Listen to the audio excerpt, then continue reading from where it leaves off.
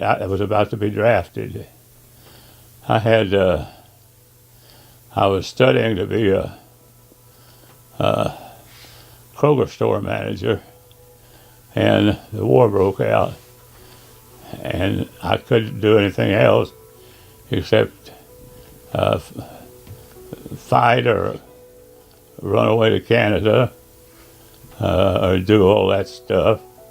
And I'm not a coward. Well, no, I am a coward, but why let people know it? So I just went ahead and went down and enlisted in the Air Force. Her grandmother, McElmurry, had a good friend on the draft board. Had a real good friend on the draft board, so she knew when the numbers were coming up. And mine was coming up the next month. So I went ahead and rushed down there and enlisted. Well, that's pretty much what, if we weren't in the grocery business, McElmurry, if they weren't in the grocery business, they always picked the Air Force. You had an uncle that was he was a real man. He was a real nice guy, and he flew 131 missions in an A1, which was a P-51, a Mustang P-51, and he flew that, set a world record for. In the Air Force, matter of fact, his Uncle Judd was a man of rank, retired either a lieutenant colonel or a colonel in the Air Force, but was also an employee of NASA. Through his career at NASA, he even taught aeronautics at Texas A&M University. Asked him, they said, is Tom Mack going to be a pilot, or is he going to be like the Drennans? He said, no. The judge said, no, he's a McElmurry.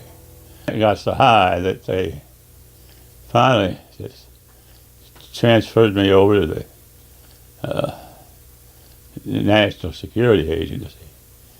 And while I was there, they sent me all over the world. Dad concluded his career in the Air Force by being attached to the National Security Agency.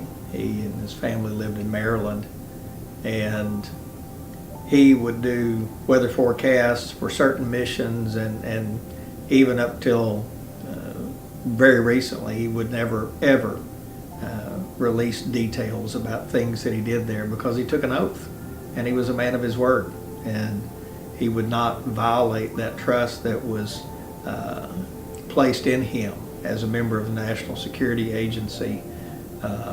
He has been in the innermost parts of the Pentagon, called in, matter of fact, one time was called in the middle of the night, and he liked what he did and was good at what he did. He was a synoptic analyst. Before he ever thought about retiring, he was stationed in Morocco, Northern Africa. Air Force Base was on the edge of the desert, always hot, and several miles away were mountains that occasionally would receive snow at certain times of the year. And he told stories about requisitioning a big station wagon out of the motor pool, and he and a couple of guys would get shovels and they'd drive to the top of one of these mountains when it snowed. They'd fill the station wagon, let the seats down, just pack it full of snow, and then drive as fast as they possibly could and fly into the base, and men would gather around and have a snowball fight in the middle of the desert. So he made the most of his career, and was not above having a little fun with his fellow servicemen. One of my dad's favorite, or one of the things I remember most about my dad's military career, was his forecasting as a meteorologist and being involved in the forecasting during battles and general weather-related incidents throughout his career. Okay, so I remember that when my dad became a preacher, it was just something from my childhood. I remember him always feeling like he needed to be doing more to be in service with the Lord. And he went on a trip while we were stationed in, I believe it was Massachusetts.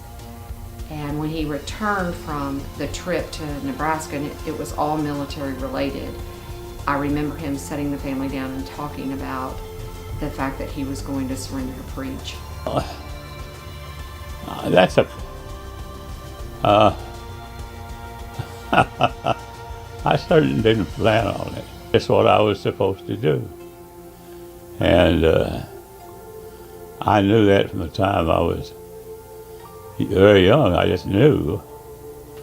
And I wondered, why on earth did God pick me? But I became a preacher because that's what I was supposed to do.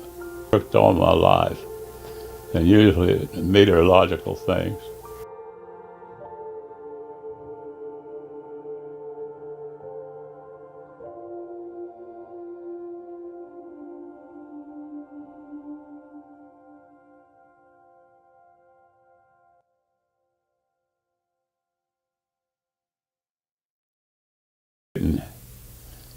Daughters that have old cars. Of course you remember that. I remember that. I'll never forget that long as I live.